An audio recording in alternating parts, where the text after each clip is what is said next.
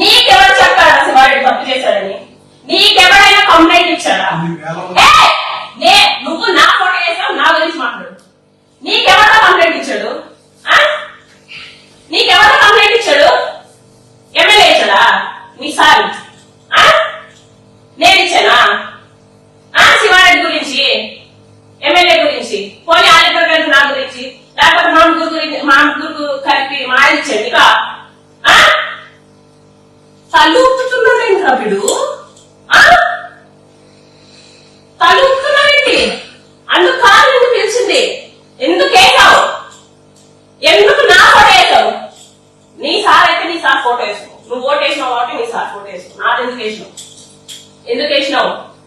ఎవడైనా కంప్లైంట్ ఇచ్చాడా? కంప్లైంట్ ఇచ్చాడా? చెప్పు. ఎవడైనా కంప్లైంట్ ఇచ్చాడా? ఏమని చెప్పి? ఎవడైనా కంప్లైంట్ ఇచ్చాడా? ఏమని చెప్పి? మరి ఇయ్యనప్పుడు నీకెందుకు అంత దూలా? వేరే రిపోర్టర్స్ కి లేదు దూలా? ఏంటి చేసే ముందు నీకు ఒకసారి ఆలోచన రాలేదంటే ఒక జీవితాల్లో పోతాయని సార్. ఒక ఆడపిల్ల జీవితం కదా. నాకు ఒక కొడుకు, ఒక భర్త. నేనేమైపోవాలి?